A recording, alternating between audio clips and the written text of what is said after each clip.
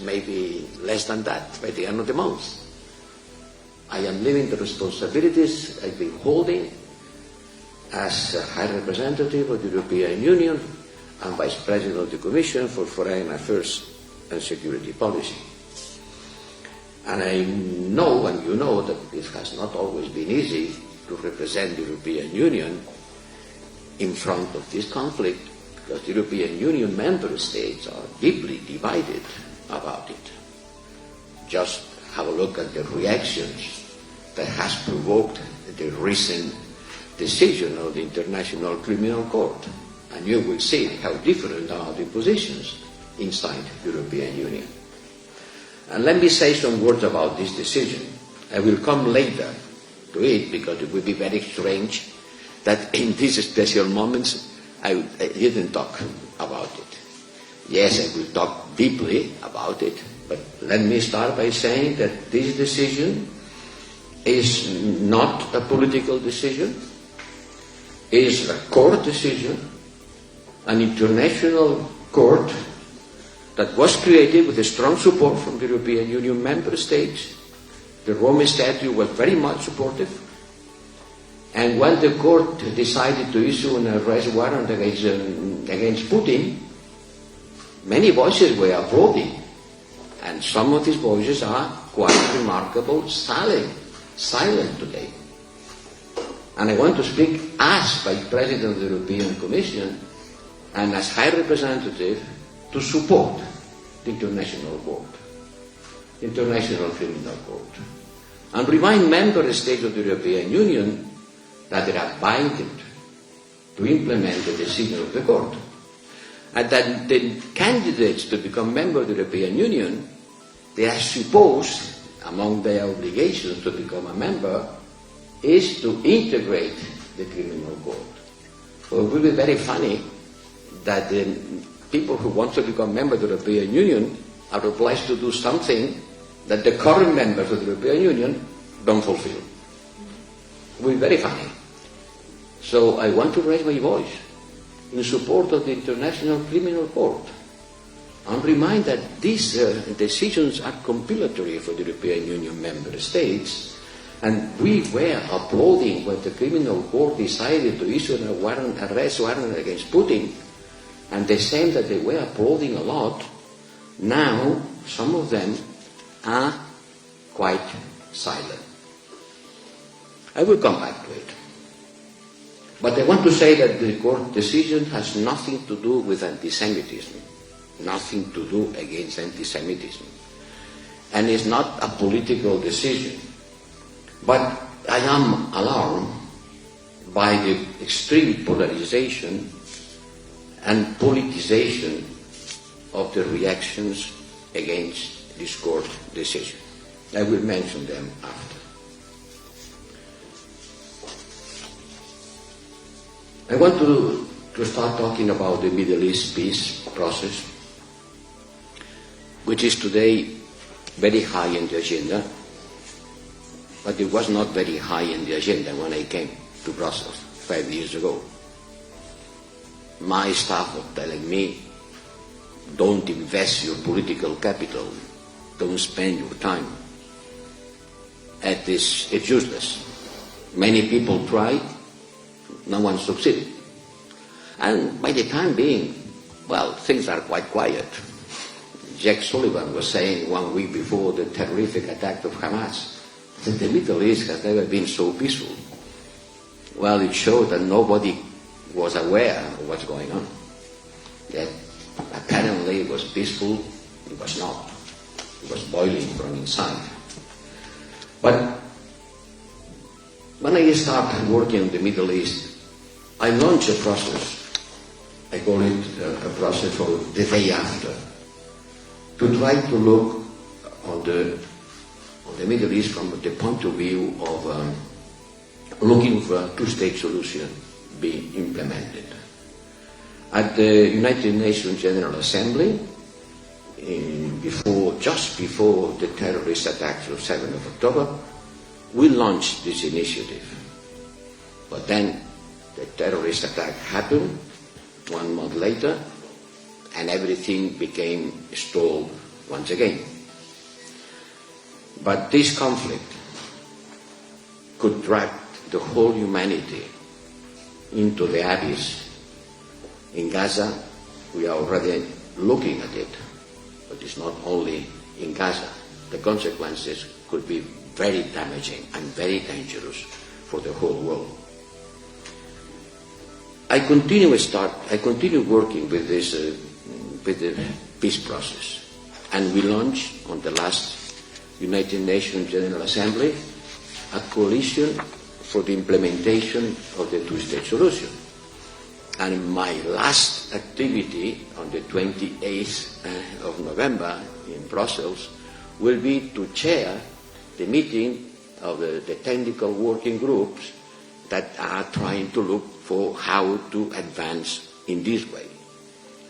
They hold a meeting in Saudi Arabia, and now it's the turn to do it in Brussels. This will be my last activity before leaving my job. I'm saying that the conflict will affect the whole world because the conflict has already taken a global dimension. And the price of no peace in the Middle East has become exorbitant, not only for the people who are dying below the bombs, but for the whole region and maybe for the world. Inaction is not an option. Wait and see is not a policy. And providing the same response to the same problems once and again without bringing a solution is no longer possible. I think we agree on that. And your commitment, your strong commitment, and the courage you show on going against the wind and facing in animosity in order to fight for peace shows that you are, I don't need to convince you. But let me to say some things about how do I see to support the peace camp, to confront spoilers, to stick to the facts, to protect international law, and to make the European Union relevant. Once upon a time, the European Union was relevant. The idea of the two-state solution was launched by the Europeans in Venice as far as 40 years ago, or longer than that. It was in 1982. And I think it was Giscard d'Estaing who launched the idea at the Venice Convention. So we were relevant. And I think that we could become relevant again if we have the political will. So let's go through these points. First, support the peace camp. You. Secondly, to confront the spoilers. Third, to stick to the facts. Four, which means fight against disinformation. Four, to protect international law against the spoilers of international law. And this morning I got terrified when I listened to a US senator saying that they are going to impose sanctions on any country that cooperates with the Court of Hague. It's really incredible. They are going to impose sanctions to any country that cooperates with the International Criminal Court. So they will sanction the United States by this? I don't know to whom they will sanction. They mentioned Canada, France, Germany, and any other country that could support the International Criminal Court. It's a US senator. Huh?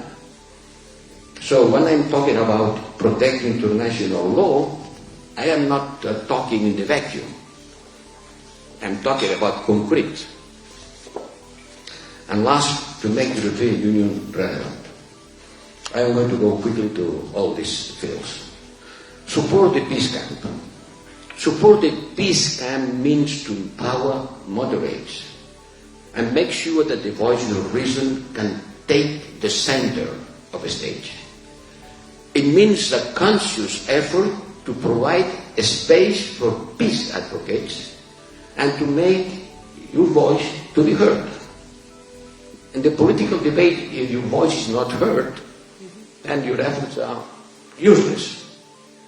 Last Sunday, I met with the former Israeli Prime Minister, Mr. Olmert, and the former Palestinian Foreign Minister, Mr. Nasser Al-Qida, and I invited them to come and to have dinner with some colleagues of the Foreign Affairs Council meeting in order to voice their ideas and to listen to everybody who is willing to talk about peace. Because extremist voices are the ones who are dominating the discourse and distorting the perception of others. People listen, and it depends to whom they listen. And your voices and the voices of peace has to be heard. And the most effective way of countering extremism discourse is through human interaction among people, as you represent here. To achieve peace, we need to appreciate that behind whatever distorted images of the other, whatever the other is being projected as someone who doesn't deserve to live, someone who doesn't want peace, someone that deserves to be treated as an animal, there is an intrinsic willingness to live in peace as part of the human nature. As part of the human nature, there is an intrinsic will to live in peace. Because not human society can live in conflict forever.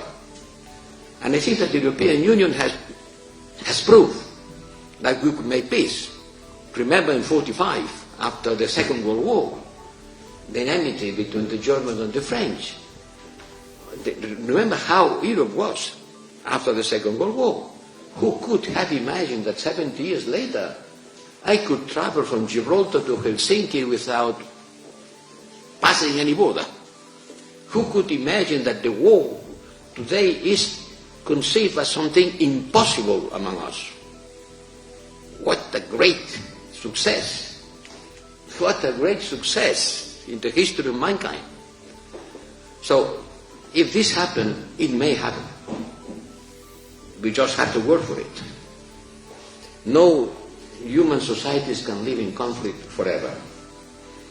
And that's why I called in Barcelona some weeks ago a conference with the motto, Reclaiming Our Shared Humanity. Because we have lost the sense of shared humanity. There is no longer any kind of empathy for the pain of the others. There is no longer a concern for the pain of the others. The others deserve to suffer. And we have to recover the sense of humanity and to make the pain of the others something that is being felt as a pain for human beings across the humanitarian region. At the end of the day, the divide is not between Israelis and Palestinians, not along the West and the Arab or the Muslim world. The real rift is between those who want peace and human rights and those who benefit from conflict. Because some people benefit from conflict. And they need the conflict. And that's why they continue pushing for it. Israeli civil society's activism for Palestinian rights has to be spotlighted to the Arab world at every occasion. And Arab peace efforts, especially the Arab Peace Initiative, should be known by all Israelis too. I just came from Jordan, which is at the forefront of this effort. And I want to salute the remarkable commitment to peace for the region. So, what can we do? What can we do? To use this global alliance for the implementation of the two-state solution created the United Nations General Assembly to develop a positive incentive to support the peace camp. It must be positive incentive to support you. And the next meeting in Brussels will be a good occasion for doing that. I personally believe that a credible commitment to the two-state solution means recognizing both states. This would support moderated in the peace camp. But I don't have any illusion that this will happen effectively, and not all the members of the European Union are ready to recognize the state of Palestine. Not today. It has been some important decisions by the part of some of my member states, you know that, but I don't have any illusion that this could happen soon. But we have to continue discussing about it. Second, we have to confront the spoilers. Not only to support the peace camp, but be courageous enough in order to confront the spoilers. And the key word in this regard is consistency. Confronting the spoilers only in one side can be counterproductive in two ways. The spoilers on the other side will feel emboldened, and the spoilers being sanctioned get to play the victim card inside their own community. Why us and not them? So it has to be a great effort of consistency in order to show that there is a common denominator and a common approach to any kind of people spoiling the peace process. And this is part of the fight against disinformation.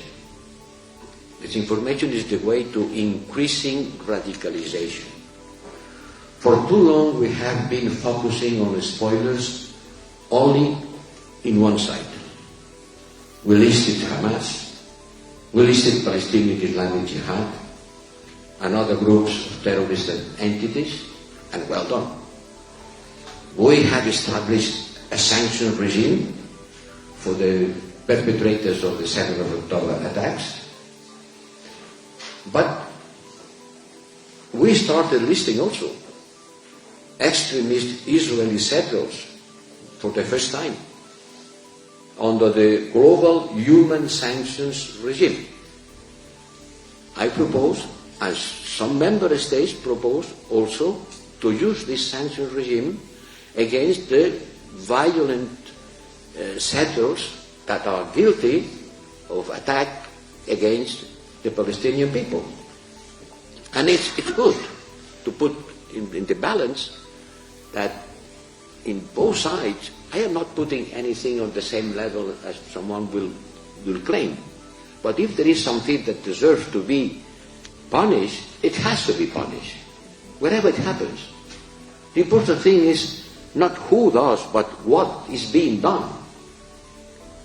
And yes, the European Union has taken measures in order to sanctions under the global human rights sanction regime some extremism settlers for violating human rights. And we have to think about how the European Union can implement the decisions not of the criminal court, but the International Court of Justice. When the International Court of Justice says that occupation is illegal, it's illegal. And if it says that the occupation of the Palestinian territories has to have an end as quick as possible, and it has not to be supported, and call everybody for not support the occupation, does it mean something? Does it pure rhetoric? When Crimea was invaded, we immediately we took decision saying that the import of products coming from the occupied Crimea were banned to enter into the European Union. It was a product ban against the exports of Crimea product because Crimea was illegally occupied. We haven't done the same thing with respect to the Palestinian occupied territories. We have decided to put a kind of labeling in order for the consumers in the European Union be aware of where these products are coming from. Take care, this product is being produced in an illegally occupied territory. Does it happen effectively? Is this being implemented with enthusiasm? I doubt it, but it should be done. And more than that, the recent advisory opinion of the International Court of Justice has to be considered not as business as usual, but trying to do exactly the same thing that we did with Crimea. Otherwise, the accusation of double standards will come, and it will be difficult to refuse. So we think that most has to be done against the ones who spoil the peace, sanctions against the spoilers, regardless of whether Israeli settlers or Palestinian armed groups, has to be taken.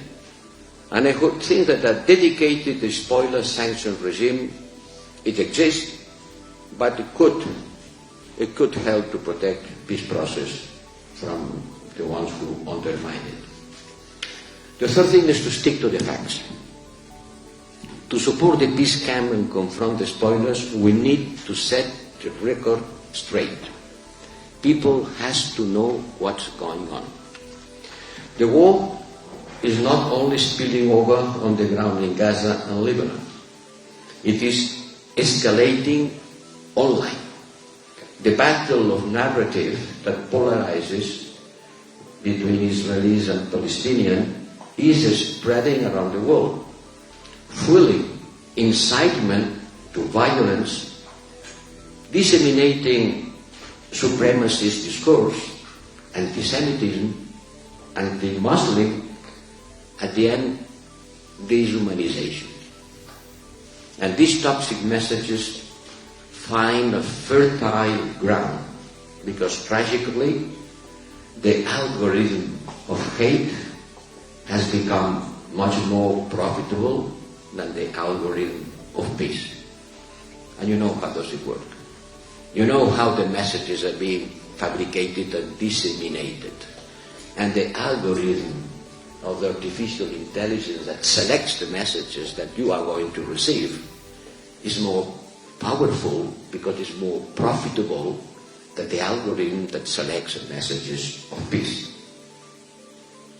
And then we have the Netanyahu government claiming that the information emerging from Gaza is unreliable. It's unreliable. Well, this same government has enforced the longest media blackout in the history of press freedom. You cannot say at the same time that the information is not reliable and at the same time to forbid any kind of free information. We are facing the longest media blackout in the history of press freedom, imposed by a democratic country. Media outlets are banned from entering Gaza to independently verify the content of both sides and the devastating impact of the war on civilians. Local journalists, previously threatened by Hamas, are now killed by Israeli bombs. And the 6th, 8th of October, 130 Palestinian journalists have been killed. Journalists, making Gaza the deadliest place in the world for media workers. I'm coming from Jordan and I have several meetings with the different United Nations organizations that have an idea what's going on there, that could come inside, that have people inside, and they receive information and they tell you what's going on. Netanyahu cannot turn off the light in Gaza and then complain that the world cannot see. You cannot turn off the light and then to complain that it is not possible to see. If you want to see, open the light and let people come in and witness what's happening. Freedom of the press is also under scrutiny within Israel itself. Journalists who criticize the war or its conduct are facing increased pressure. And in both sides, disinformation campaigns are shaping narrative of war and peace with fear and distrust. Some voices deny the unspeakable atrocities perpetrated by Hamas on the 7th of October. Yet the images and testimonies of these massacres are impossible to erase.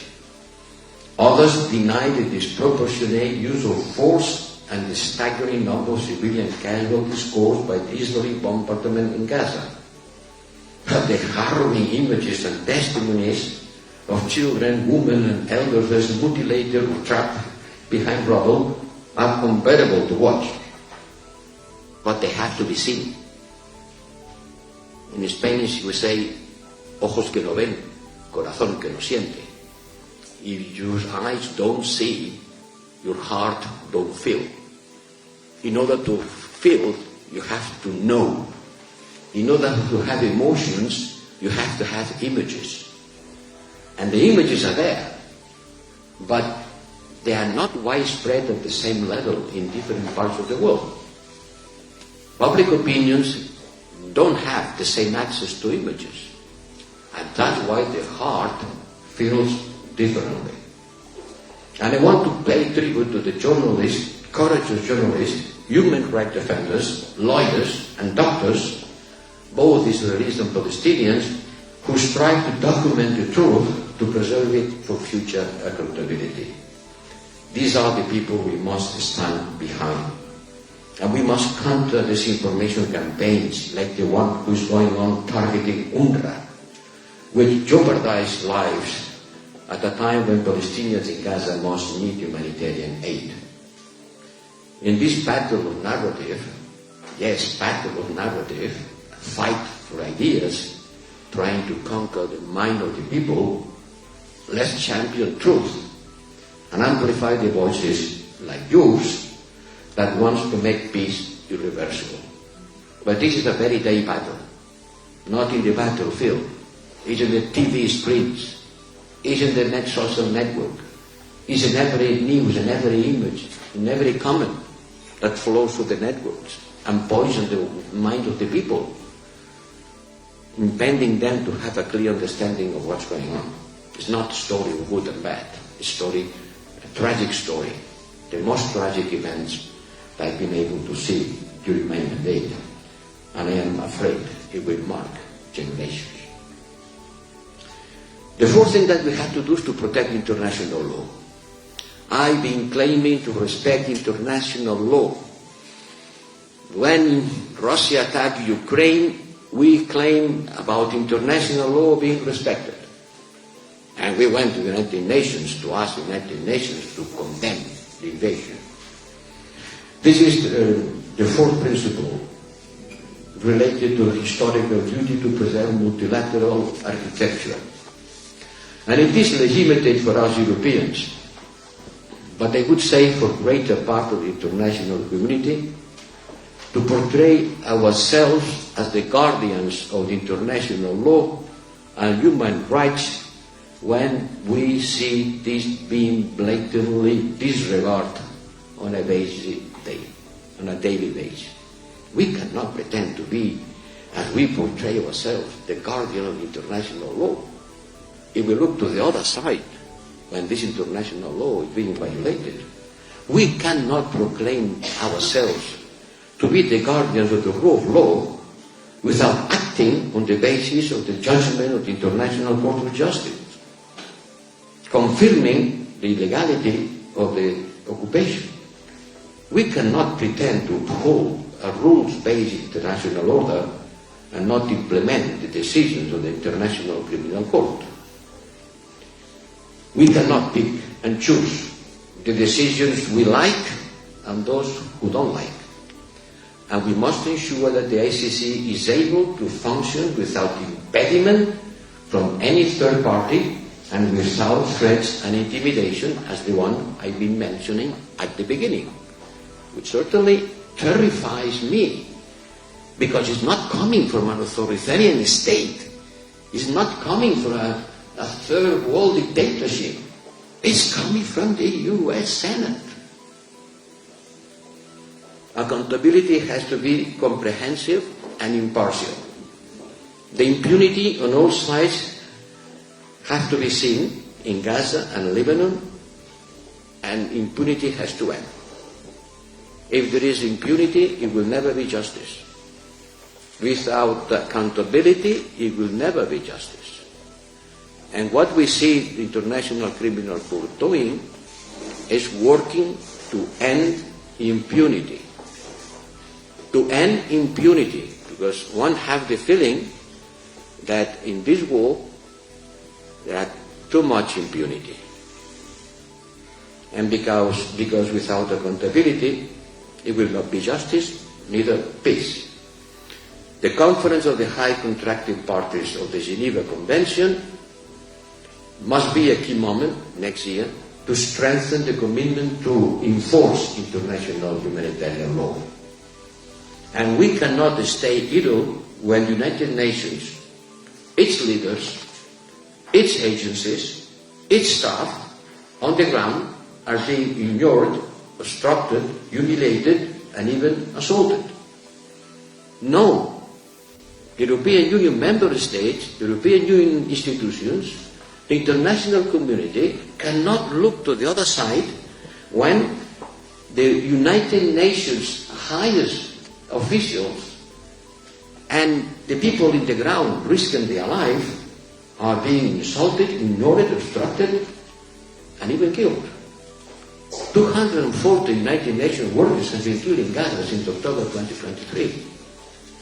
And I want to use this occasion to pay tribute to the United Nations agencies and also to the United Nations Secretary General, from the top to the down, to UNRWA, to OCHA, which are the indispensable lifelines for millions of people. In Jordan, I had the chance to meet with, I don't want to mention his name, but his job, the humanitarian coordinator for the occupied Palestinian territories. He had been witnessing and suffering the last month what's going on. And when you listen to him, well, you understand the reasons that brought the International Criminal Court to the decision the court has taken. One understands the reasons by which the International Court has issued this statement. You know that there is no more Gaza left in Gaza. There is no more Gaza left in Gaza. No villages, no hospital, no schools, no society.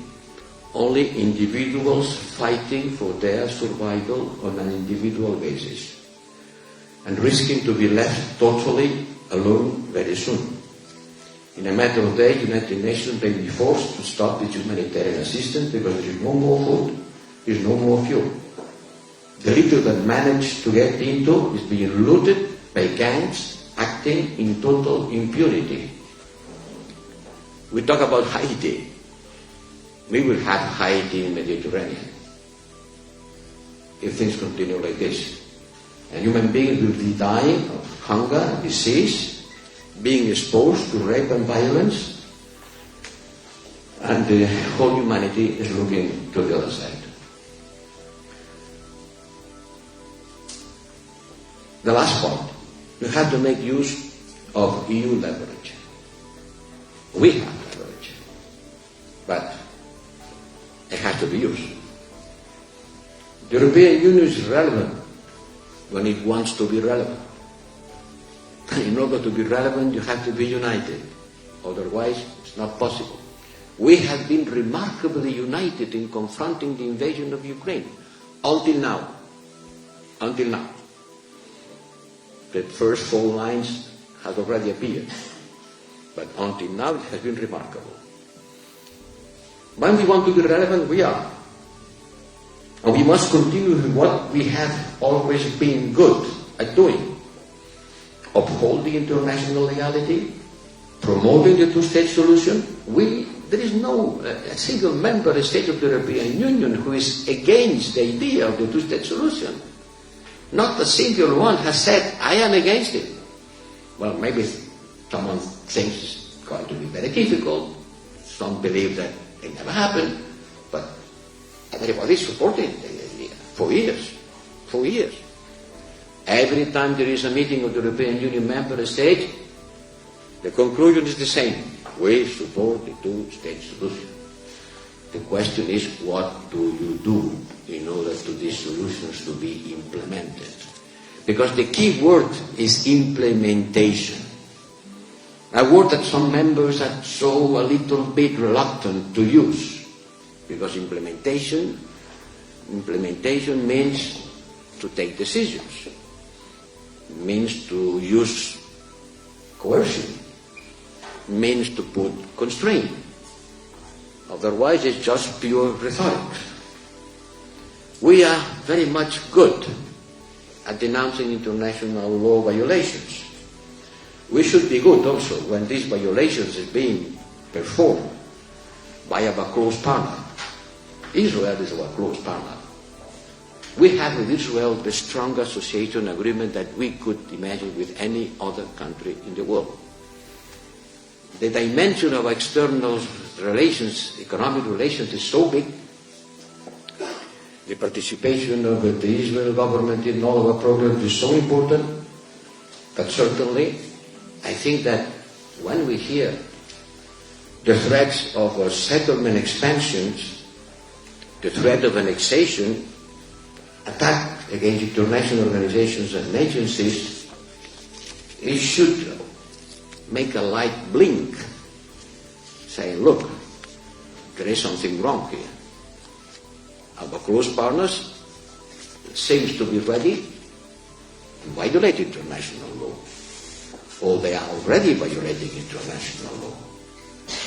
Why don't we use the same standards that we use in Crimea, as I mentioned before?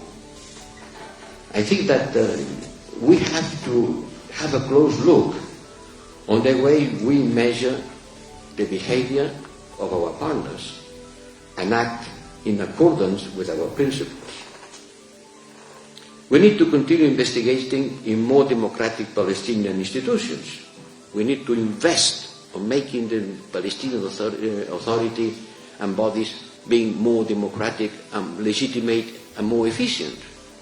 We have to ask, and we are asking for reforms on the Palestinian Authority. Bring the Palestinian Authority back to the level of statehood as it was set in 2012. Increase the acceptances by the Palestinian people. Help them to provide better services and security. As I said, we are the stronger partner with Israel in trade and on many other issues. I think this close cooperation now is at risk of not moving forward in the light of continuous violation of international law and human rights in the Palestinian territories. Are they a violation of the Palestinian rights in the Palestinian occupied territories? Are they or not? Yes, they are. It's impossible to deny it. Well, which are the consequences? It has already stalled and we are not advancing. I think it will not clarify this. And that's why I presented to my colleagues of the Foreign Affairs Council my assessment at the request of some member states. It has not been a decision from the Council of Ministers, but it doesn't mean that this has not to be continued, studied, and taken into consideration. And we need to be very much strong in Europe to prevent a spillover that jeopardizes the security and safety of our Jewish communities in Europe. Permanently, we have to fight anti-Semitism and anti-Muslim, any kind of anti-someone for belonging to any kind of human group. There is nothing more cruel, more stupid, more unacceptable than anti-Semitism. It's the worst invention of humankind. But this word cannot be used in vain.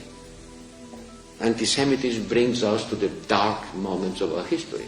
And that's because it's our dark moment that we have a responsibility for this not happen again, against anyone. Don't use the word in vain. Don't say everybody is anti-Semitic. I am not anti-Semitic. Secretary General of the United Nations is not anti-Semitic. The Spanish president of the government is not anti-Semitic. The workers of the United Nations agencies are not anti-Semitic. Don't use this word in vain. Because being anti-Semitic brings back the memory to the Holocaust and millions of people being killed. Please, Don't use this word in vain. I have the right to criticize the Netanyahu government because it's a democratic government elected by the Israeli people as much as I have the right to criticize any other government in the world. But to criticize the policies of a government and the way they conduct the war, it doesn't make me anti-Semitic.